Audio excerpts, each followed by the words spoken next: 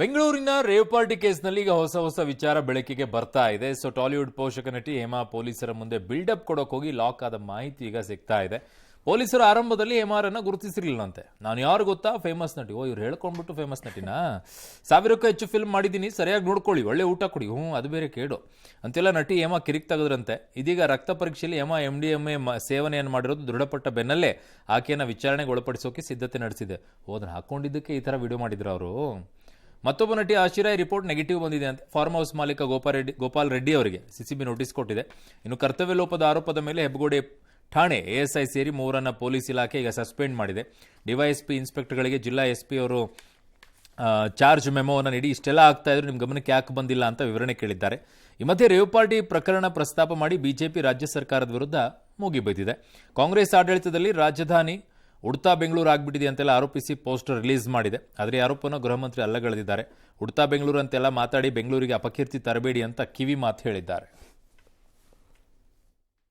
Drugs free Karnataka ಮಾಡಬೇಕು ಅಂತ ಈಗಾಗಲೇ ಮುಖ್ಯಮಂತ್ರಿಗಳು ನಾನು ಡಿಕ್ಲೇರ್ ಮಾಡಿದ್ದೇವೆ. ಸಾವಿರಾರು KG ಗಾಂಜಾ ಸೀಸ್ ಮಾಡಿದ್ದೇವೆ, ಸಿಂಥೆಟಿಕ್ ಡ್ರಗ್ಸ್ನೆಲ್ಲ ಸೀಸ್ ಮಾಡಿದ್ದೇವೆ. ಡ್ರಗ್ ಪೆಡ್ಲರ್ಸ್ ಅಂತ ಕರೀತಾರೆ, ಅವರನ್ನ ಕೂಡ ಅರೆಸ್ಟ್ ಮಾಡಿ ಅವ್ರ ಮೇಲೆ ಕೇಸಸ್ ಬುಕ್ ಮಾಡಿ.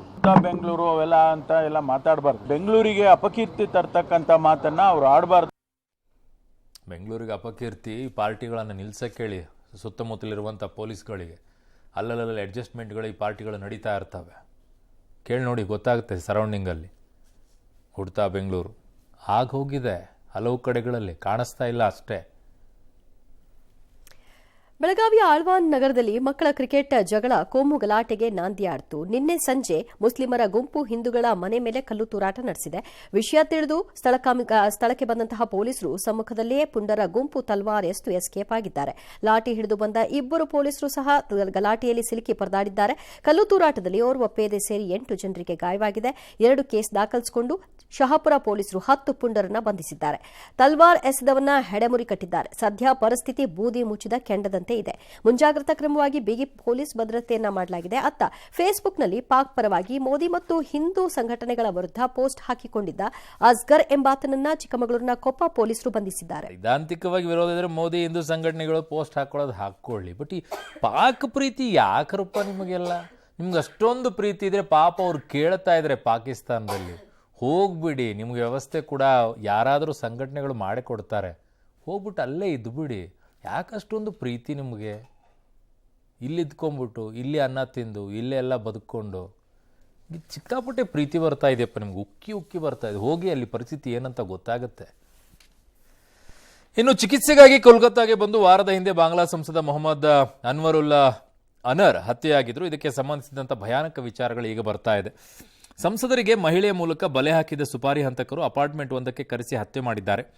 ಶವವನ್ನು ಅದೃಶ್ಯ ಮಾಡಲು ಸಂಸದರ ಚರ್ಮವನ್ನು ಸುಲಿದು ದೇಹವನ್ನು ಪೀಸ್ ಮಾಡಿ ಸೂಟ್ಕೇಸ್ ಬ್ಯಾಗ್ಗಳಲ್ಲಿ ತುಂಬಿಕೊಂಡು ಅಪಾರ್ಟ್ಮೆಂಟ್ನಿಂದ ಹೊರಗೆ ಸಾಗಿಸಿದ್ದಾರೆ. ಕೆಲ ಭಾಗಗಳನ್ನು ಫ್ರಿಜ್ನಲ್ಲಿ ಇಟ್ಟಿದ್ರಂತೆ ಅನ್ನೋ ವಿಚಾರ ಈಗ ತಿಳಿದು ಬರ್ತಾ ಇದೆ. ಈ ಪ್ರಕರಣದಲ್ಲಿ ಬಾಂಗ್ಲಾದಿಂದ ಭಾರತಕ್ಕೆ ಅಕ್ರಮವಾಗಿ ವಲಸೆ ಬಂದಿದ್ದ ಜಿಹಾದ್ ಹವಾಲ್ದಾರ್ ಅನ್ನುವಂಥ ಆರೋಪಿಯನ್ನು ಈಗ ಪೊಲೀಸರು ಮುಂಬೈಯಲ್ಲಿ ಬಂಧಿಸಿದ್ದಾರೆ. ಅವನ ಹೆಸರೇ ಅದ್ಯಾ? ಈತ ತಾನು ಎಸಗಿದ ಕೃತ್ಯವನ್ನು ಅಂಗೀಕರಿಸಿದ್ದಾರೆ. ಈ ಹತ್ಯೆ ಹಿಂದಿನ ಪ್ರಮುಖ ಸೂತ್ರಧಾರಿ ಬಾಂಗ್ಲಾ ಮೂಲದ ಅಮೆರಿಕ ಸಂಜಾತ ಅಖ್ತರ್ ಜಮಾನ್ ಅಂತ ಗುರುತಿಸಲಾಗಿದೆ. ಅಖ್ತರ್ ಜಮಾನ್ ಸಂಸದನ ಹಳೆಯ ಗೆಳೆಯ ಆಗಿದ್ದಂತೆ. ಈ ಕೊಲೆ ಎಸಗೋಕೆ 5 ಕೋಟಿ ರೂಪಾಯಿ ಸುಪಾರಿ ನೀಡಿದ್ದಂತೆ. ಅದರಂತೆ ನಾವು ಹತ್ಯೆ ಮಾಡಿದ್ವಿ ಅಂತ ಜಿಹಾದ್ ಹವಾಲ್ದಾರ್ ಪೊಲೀಸರ ಮುಂದೆ ಹೇಳಿದ್ದಾನಂತೆ. ಅಂದಹಾಗೆ ಈವರೆಗೂ ಕೂಡ ಸಂಸದರ ಮೃತದೇಹದ ಯಾವುದೇ ಸುಳಿವು ಮಾತ್ರ. ಪುಣೆಯಲ್ಲಿ ಐಷಾರಾಮಿ ಭೋಷೆ ಕಾರು ಅಪಘಾತ ಪ್ರಕರಣಕ್ಕೆ ಟ್ವಿಸ್ಟ್ ಮೇಲೆ ಟ್ವಿಸ್ಟ್ ಸಿಗ್ತಿದೆ. ಅಪ್ರಾಪ್ತನ ತಂದೆಯನ್ನ ಕೋರ್ಟ್ 14 ದಿನ ನ್ಯಾಯಾಂಗ ಬಂಧನಕ್ಕೆ ಒಪ್ಪಿಸಿದೆ. ಇಂತಹ ಹೊತ್ತಲ್ಲಿ ಇಡೀ ಪ್ರಕರಣಕ್ಕೆ ಟ್ವಿಸ್ಟ್ ಸಿಕ್ಕಿದೆ. ಅಪಘಾತ ಸಮಯದಲ್ಲಿ ಕಾರು ಚಾಲನೆ ಮಾಡ್ತಾ ಇದ್ದದ್ದು ಅಪ್ರಾಪ್ತ ಅಲ್ಲ, ಕಾರು ಚಾಲನೆ ಮಾಡ್ತಾ ಇದ್ದು ಬಿಲ್ಡರ್ ವಿಶಾಲ್ ಅಗ್ರವಾಲ್ ಅವರ ಚಾಲಕ ಅಂತ ಈಗ ಹೇಳ್ಕೊಂಡಿದ್ದಾರೆ. ಇನ್ನು ಚಾಲಕ ತಾನೇ ಈ ಕೃತ್ಯ ಎಸಗಿದ್ದಾಗಿ ಆತ ಕೂಡ ಪೊಲೀಸರ ಮುಂದೆ ಶರಣಾಗಿದ್ದಾನೆ. ಅಪ್ರಾಪ್ತನ ಗೆಳೆಯರು ಕೂಡ ಇದೇ ರಾಗ ತೆಗೆದಿದ್ದಾರೆ. ಆದರೆ ಅಪ್ರಾಪ್ತನ ರಕ್ಷಣೆಗಾಗಿ ಹೀಗೆಲ್ಲ ಮಾಡಲಾಗ್ತಾ ಇದೆ ಅನ್ನೋ ಅನುಮಾನ ಸಹಜವಾಗಿ ಮೂಡ್ತಾ ಇದೆ. ಎಲ್ಲ ಆಯಾಮಗಳಲ್ಲೂ ಕೂಡ ಪೊಲೀಸರು ತನಿಖೆ ಮಾಡ್ತಾ ಇದ್ದಾರೆ. ಇನ್ನು ಪುಣೆ ಘಟನೆಗೆ ಹೊಣೆ ಯಾರು? ಶಿಂಧೆ ಸರ್ಕಾರ ತೆಗೆದುಕೊಳ್ಳುತ್ತಾ ಅಂತ NCP ನಾಯಕಿ ಸುಪ್ರಿಯಾ ಸುಳೆ ಸವಾಲ್ ಹಾಕಿದ್ದಾರೆ. ಫಿಲ್ಮ್ಸ್ ರೀತಿ ಎಲ್ಲ ಆಗ್ತಾ ಇದೆ. ಯಾರೋ ಅಪಘಾತ ಮಾಡ್ಬಿಟ್ಟು ಇನ್ಯಾರೋ ಬಂದ್ಬಿಟ್ಟು ಹೇಳ್ಕೊಳ್ತಾ ಇದ್ದಾರೆ. ಏಟ್ ತಿಂದವ್ರು ಯಾರೋ ಹೊತ್ತಂಗಿದ್ದಾಗಲ್ಲಿ ಅಷ್ಟೆಲ್ಲ ಜನ ಸೇರ್ಕೊಂಡು ಏಟ್ ಕೊಡ್ತಾ ಇದ್ರಲ್ಲ, ಅಲ್ಲಿ ಸ್ಥಳೀಯವಾಗಿ ನೋಡಿರ್ತಾರಲ್ಲ ಎಲ್ಲರೂ ಜನ, ಅಲ್ಲಿ ನೋಡಿ ಕೊಡ್ತಾ ಇದ್ದಾರಲ್ವ ವಿಡಿಯೋದಲ್ಲಿ. ಏಟ್ ಕೊಟ್ಟಿದ್ದಾರೆ ಅವತ್ತು. ಯಾರದು? ಈ ಡ್ರೈವರ್ ಅವತ್ತೇ ಎಲ್ಲಿದ್ದು? ಏಕಾಏಕಿ ಹೆಂಗೆ ಬಂದರು? ಏನಪ್ಪ ಒಳ್ಳೆ ಸ್ಕ್ರಿಪ್ಟೆಡ್ ತರ ಹೋಗ್ತಾ ಇದೆ ಇದಂತೂ ಸ್ಟೋರಿ. ಅಲ್ಲ, ಪೊಲೀಸರು ಇದನ್ನ ಕರೆಕ್ಟ್ ಆಂಗಲ್ ಅಲ್ಲಿ ತೆಗೆದುಕೊಂಡು ಹೋದ್ರೆ, ಅವತ್ತು ಪಿಜ್ಜಾ ಬರ್ಗರ್ ಕೊಟ್ಟಿರ್ತಾರ ಮುಂದುವರ್ಸ್ಕೊಂಡು ಹೋದ್ರೆ ಕಷ್ಟ ಅಲ್ಲ, ಸರಿಯಾಗಿ ತಗಲಾಕೊಳ್ತಾರೆ. ಇವ್ರು ಸುಳ್ಳು ಹೇಳ್ತಾ ಇದಾರೆ ಅಂದ್ರೆ ಇವ್ರನ್ನು ಒಳಗಡೆ ಜೈಲಿಗೆ ಹಾಕ್ತಾರೆ. ಇವ್ರು ಯಾರು ನಾನ್ ಮಾಡಿದೀನಿ ಅಂತೇಳಿ ಬಂದಿದಾರಲ್ಲ ಆ ವ್ಯಕ್ತಿನ, ಇವ್ರನ್ನು ಒಳಗಡೆಗೆ ಹಾಕ್ತಾರೆ. ಏನಪ್ಪ ಯಾವ ಮಟ್ಟಕ್ಕೆ ಹೋಗ್ತದೆ. ದುಡ್ಡಿದ್ರೆ ಏನ್ ಬೇಕಾದ್ರೂ ಮಾಡ್ಬೋದಾ. ಈಗ ಒಳ್ಳೆಯ ಗುಡ್ ನ್ಯೂಸು. ಈ ಸುದ್ದಿಯನ್ನು ನೋಡ್ಬೇಕು ಎಲ್ಲದಕ್ಕಿಂತಲೂ ಮುಖ್ಯವಾಗಿ. ಮುಂಗಾರು ಪ್ರವೇಶಕ್ಕೆ ಇನ್ನೂ 1 ವಾರ ಬಾಕಿ ಇದೆ. ಕೇರಳಕ್ಕೆ ಜೂನ್ 31ಕ್ಕೆ ಎಂಟ್ರಿ ಕೊಟ್ಟರೆ ಅದಾದ ವಾರದಲ್ಲಿ ಕರ್ನಾಟಕಕ್ಕೆ ಜೂನ್ 1ನೇ ತಾರೀಕಿಗೆ ಕೇರಳಕ್ಕೆ. ಸೊ ಕರ್ನಾಟಕ ಮುಂಗಾರು ಕಾಲಿಡಲಿದೆ. ಇದಕ್ಕೂ ಮುನ್ನವೇ ಕೇರಳ ಹಾಗೂ ಕರ್ನಾಟಕದಲ್ಲಿ ಮಳೆ ಅಬ್ಬರಿಸ್ತಾ ಇದೆ. ಹಾಸನದಂತೂ ರಣಮಳೆ ಆಗಿದೆ. ರಸ್ತೆಗಳು ಕೆರೆಯಂತಾಗಿವೆ. ರಸ್ತೆಗೆ ಮರ ಬಿದ್ದು ಕಾರ್ ಜಖಮಾಗಿವೆ. ಚಿಕ್ಕಬಳ್ಳಾಪುರದಲ್ಲಿ ಬಿರುಗಾಳಿ ಮಳೆಗೆ ಮುಂಬೈ ಮಾದರಿಯಲ್ಲಿ ಹೋರ್ಡಿಂಗ್ ಒಂದು ಅಂಗಡಿ ಮೇಲೆ ಬಿದ್ದೋಗ್ಬಿಟ್ಟಿದೆ. ಅದೃಷ್ಟವಶಾತ್ ಪ್ರಾಣಹಾನಿ ತಪ್ಪಿದೆ. ಇನ್ನು ಕಬಿನಿ ಒಳಹರಿವು 6,000 ಕ್ಯೂಸೆಕ್ ದಾಟಿದೆ. ಕೆಆರ್ಎಸ್ ಒಳಹರಿವು ಕೂಡ 2,500 ಕ್ಯೂಸೆಕ್ ದಾಟಿದೆ. ನಂಜನಗೂಡಿನ ಈಶ್ವರಗೌಡನ ಹಳ್ಳಿಯಲ್ಲಿ ತುಂಬಿದ ಕೆರೆಗೆ ಬಾಗಿನವನ್ನು ಅರ್ಪಿಸಲಾಗಿದೆ. ಪಿರಿಯಾಪಟ್ಟಣ, ಸರಗೂರು ತಾಲೂಕುಗಳಲ್ಲೆಲ್ಲ ಅಪಾರ ಬೆಳೆ ಹಾನಿಯಾಗಿದೆ. ಬಂಡೀಪುರದಲ್ಲಿ 3 ಕೆರೆ ಕೋಡಿ ಬಿದ್ದಿದೆ. ಹನೂರು ತಾಲೂಕಿನಲ್ಲಿ 16 ಕೆರೆ ಕಟ್ಟೆ ಭರ್ತಿಯಾಗ್ಬಿಟ್ಟಿವೆ. ಕೊಡಗಿನ ಕುಶಾಲನಗರದ ಹಲವು ಬಡಾವಣೆಗಳೆಲ್ಲ ಜಲಾವೃತವಾಗಿದೆ. ಚಿಕ್ಕಮಗಳೂರಿನಲ್ಲಂತೂ ಮರಗಳೆಲ್ಲ ಬಿದ್ದೋಗ್ಬಿಟ್ಟಿವೆ. ಹಲವು ಮನೆಗಳಿಗೆ ಹಾನಿಯಾಗಿದೆ. ಕಾಪು ತಾಲೂಕು ಮಾಣಿಬೆಟ್ಟು ಬಳಿ ಸಿಡಿಲಿಗೆ ಕಾಲೇಜ್ ವಿದ್ಯಾರ್ಥಿನಿ ಪಾಪ ಬಲಿಯಾಗಿದ್ದಾರೆ. ಇನ್ನು ಚಿಕ್ಕೋಡಿಯ ಕೆರೂರಿನಲ್ಲಿ 15ಕ್ಕೂ ಹೆಚ್ಚು ಶೆಡ್ಗಳ ಮೇಲ್ಛಾವಣಿ ಹಾರೋಗ್ಬಿಟ್ಟಿದೆ. ಇಬ್ಬರಿಗೆ ಗಾಯ ಆಗಿದೆ. ಬಾಗಲಕೋಟೆಯಲ್ಲೂ ಇಂಥದ್ದೇ ಅನಾಹುತಗಳು ಕಂಡುಬಂದಿವೆ. ಬೆಂಗಳೂರಿನಲ್ಲಿ ಸಂಜೆ ಮಳೆಯಾಗಿದೆ. ಕಲಬುರಗಿ, ಯಲಬುರ್ಗಾ, ಸುರಪುರ ತಾಲೂಕುಗಳಲ್ಲಿ ಸಾಕಷ್ಟು ಬೆಳೆ ಹಾನಿಯಾಗಿದೆ. ಇದರ ಜೊತೆಗೆ ಅರಬ್ಬಿ ಸಮುದ್ರ, ಬಂಗಾಳ ಕೊಲ್ಲಿಯಲ್ಲಿ ವಾಯುಭಾರ ಕುಸಿತ ಬೇರೆ ಉಂಟಾಗಿದೆ.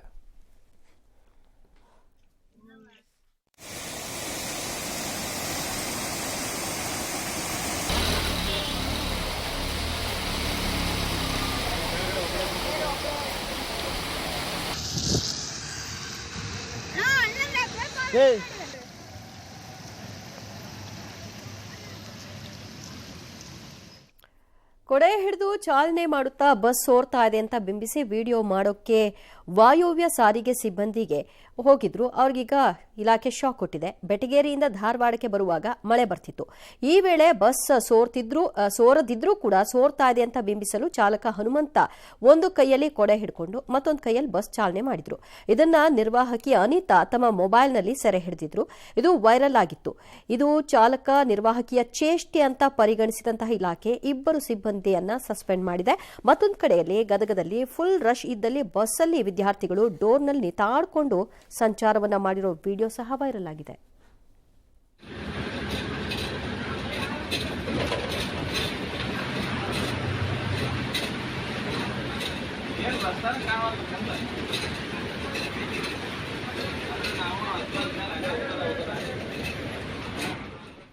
ಓಕೆ, ಅವ್ರು ಚೇಷ್ಟೆ ಮಾಡಿದ್ದಕ್ಕೇನೋ ಅವ್ರನ್ನ ನೀವು ಏನ್ ಮಾಡಿದ್ದೀರಾ ಈಗ? ಸಸ್ಪೆಂಡ್ ಮಾಡಿದ್ದೀರಲ್ವಾ? ಆಯ್ತು.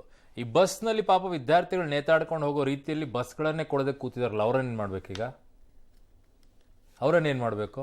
ಅದು ಚೇಷ್ಟೆ ಅಲ್ವಾ? ಮಕ್ಕಳ ಜೀವದ ಜೊತೆಗೆ ಚಲಾಟ ಅಲ್ವಾ ಅದು? ಅವ್ರನ್ನ ಯಾಕೆ ಇಟ್ಕೊಂಡಿದ್ದೀರಾ? ಬಸ್ ವ್ಯವಸ್ಥೆ ಮಾಡ್ಬೇಕಲ್ಲ. ಯಾರನ್ನು ಸಸ್ಪೆಂಡ್ ಮಾಡ್ತೀರಾ? ಅದು ಚೇಷ್ಟೆ ಆಗೋದಾದ್ರೆ ಜೀವದ ಜೊತೆಗೆ ಚಲಾಟ ಯಾರು ಆಡ್ತಾ ಇರೋರು? ಬಸ್ ಕೊಡದೆ ಅವರನ್ನು ಮಾಡಿ. ಇನ್ನು ಕೇದಾರನಾಥ ಹೆಲಿಪ್ಯಾಡ್ನಿಂದ ಸುಮಾರು 100 ಮೀಟರ್ ಅಂತರದಲ್ಲಿ ತಾಂತ್ರಿಕ ದೋಷದಿಂದಾಗಿ 7 ಮಂದಿ ಹೊತ್ತ ಹೆಲಿಕಾಪ್ಟರ್ ತುರ್ತು ಭೂಸ್ಪರ್ಶ ಆಗಿದೆ. 6 ಪ್ರಯಾಣಿಕರು ಮತ್ತು ಪೈಲಟ್ ಸುರಕ್ಷಿತವಾಗಿದ್ದಾರೆ. ತುರ್ತು ಲ್ಯಾಂಡಿಂಗ್ಗೆ ಮೊದಲು ಹೆಲಿಕಾಪ್ಟರ್ ಗಿರಗನ್ನೇ ತಿರುಗಿಬಿಡ್ತು. ಈ ವೇಳೆ ಹೆಲಿಪ್ಯಾಡ್ನಲ್ಲಿ ಇದ್ದಂತಹ ಸಿಬ್ಬಂದಿ ಮತ್ತು ಪ್ರವಾಸಿಗರು ಹೆದರಿ ಹಿಂದಕ್ಕೆ ಓಡಿದ್ರು. ಅಲ್ಲಿಗೆ ಪೈಲಟ್ ಎಚ್ಚೆತ್ತಿದ್ರಿಂದ ಅನಾಹುತ ತಪ್ಪಿದೆ. ಕಾರಣ ಜನ ನಿಂತಲ್ಲಿ ಏನಾದರೂ ಅದು ಈ ರೀತಿಯಾಗಿ ಬಿದ್ದಿದ್ದಿದ್ರೆ ಯಪ್ಪಪ್ಪ ಅದರ ಕಲ್ಪನೆ ಮಾಡ್ಕೊಳ್ಳೋಕ್ಕೂ ಆಗಲ್ಲ. ಕೆಸ್ಟ್ರಲ್ ಏವಿಯೇಷನ್ಗೆ ಸೇರಿದ ಹೆಲಿಕಾಪ್ಟರ್ ಸಿಸ್ರಿಯಿಂದ ಕೇದಾರ್ನಾಥ್ಗೆ ಹೊರಟಿತ್ತು. ಆದರೆ ಲ್ಯಾಂಡಿಂಗ್ ವೇಳೆ ತಾಂತ್ರಿಕ ಲೋಪದ ಕಾರಣ ಹೀಗಾಗಿದೆ. ಇದಕ್ಕೆ ಸಂಬಂಧಿಸಿದ ದೃಶ್ಯಗಳು ಈಗ ವೈರಲ್ ಆಗ್ತಾ ಇದೆ. ಹತ್ತು ಕೊಯ್ದ ಸ್ಥಿತಿಯಲ್ಲಿ ಪತ್ತೆಯಾಗಿದ್ದ ಡಿಗ್ರಿ ವಿದ್ಯಾರ್ಥಿನಿ ಪ್ರಬುದ್ಧಾಳದ್ದು ಆತ್ಮಹತ್ಯೆ ಅಲ್ಲ, ಕೊಲೆ ಅನ್ನೋದು ಗೊತ್ತಾಗಿದೆ. ಕೇವಲ 2,000 ರೂಪಾಯಿ ವಿಚಾರಕ್ಕೆ ಅಪ್ರಾಪ್ತನೊಬ್ಬ ಆಕೆಯನ್ನ ಕೊಂದಿದ್ದಾನೆ. ಪ್ರಬುದ್ಧ ಸಹೋದರನ ಕನ್ನಡಕವನ್ನ ಆರೋಪಿ ಆಕಸ್ಮಿಕವಾಗಿ ಹೊಡೆದು ಹಾಕಿದ್ದ. ಇದನ್ನ ಸರಿ ಮಾಡಿಕೊಡುವಂತ ಪ್ರಬುದ್ಧ ಸಹೋದರ ಪಟ್ಟು ಹಿಡಿದಿದ್ದ. ಆದರೆ ಅಪ್ರಾಪ್ತನ ಬಳಿ ದುಡ್ಡಿರಲಿಲ್ಲ. ಹೀಗಾಗಿ ಪ್ರಬುದ್ಧ ಮನೆಗೆ ಬಂದಿದ್ದಂತಹ ಅಪ್ರಾಪ್ತ ಅವರ ಮನೆಯಿಂದ 2,000 ರೂಪಾಯಿ ಕದಿಯಲು ನೋಡಿ ಪ್ರಬುದ್ಧ ಕೈಗೆ ಸಿಕ್ಬಿದ್ದಿದ್ದ. ತನ್ನನ್ನ ಕ್ಷಮಿಸುವಂತೆ ಅಪ್ರಾಪ್ತ ಕಾಲಿಗೂ ಕೂಡ ಬಿದ್ದಿದ್ದ. ಈ ವೇಳೆ ಕೆಳಗೆ ಬಿದ್ದ ಪ್ರಬುದ್ಧ ಪ್ರಜ್ಞೆ ತಪ್ಪಿದ್ಲು. ಪ್ರಬುದ್ಧ ಸತ್ತಿದ್ದಾಳೆ ಅಂತ ಭಾವಿಸಿ ಆತ ಗಾಬರಿಗೊಂಡು ಅಪ್ರಾಪ್ತ ಏನ್ ಮಾಡಿದ್ದಾನೆ ಅಂದ್ರೆ ಆಕೆಯ ಕೈಗೆ ಗಾಯ ಮಾಡಿ ಆತ್ಮಹತ್ಯೆ ಅಂತ ಬಿಂಬಿಸೋದಕ್ಕೆ ಪ್ರಯತ್ನ ಮಾಡಿ ಎಸ್ಕೇಪ್ ಆಗಿದ್ದಾನೆ. ಆದರೆ ತೀವ್ರ ರಕ್ತಸ್ರಾವದಿಂದ ಆಕೆ ಸಾವನ್ನಪ್ಪಿದ್ದಾಳೆ. ಸಿಸಿಟಿವಿ ಆಧರಿಸಿ ಆರೋಪಿಯನ್ನ ಈಗ ಪೊಲೀಸರು ಬಂಧಿಸಿದ್ದಾರೆ. ಇನ್ನು ಕೇನ್ಸ್ ಫಿಲ್ಮ್ ಫೆಸ್ಟಿವಲ್ ನಲ್ಲಿ ಉತ್ತಮ ಕಿರುಚಿತ್ರ ಪ್ರಶಸ್ತಿಯನ್ನು ಭಾರತೀಯ ಶಾರ್ಟ್ ಫಿಲ್ಮ್ ಗೆದ್ದಿದೆ. ಮೈಸೂರು ಮೂಲದ ಚಿದಾನಂದ ನಿತ್ಯಾನಂದ ನಾಯಕ್ ಅವರ sunflowers were the first ones to know ಕಿರುಚಿತ್ರಕ್ಕೆ ಈ ಗರಿಮೆಗೆ ಪಾತ್ರವಾಗಿದೆ. ವಿವಿಧ ಭಾಷೆಗಳ 17 ಚಿತ್ರಗಳ ಜೊತೆಗೆ ಪೈಪೋಟಿ ನಡೆಸಿದ ಚಿತ್ರ ಅಂತಿಮವಾಗಿ ಅತ್ಯುತ್ತಮ ಶಾರ್ಟ್ ಫಿಲ್ಮ್ ಪ್ರಶಸ್ತಿ ಗೆದ್ದಿದೆ.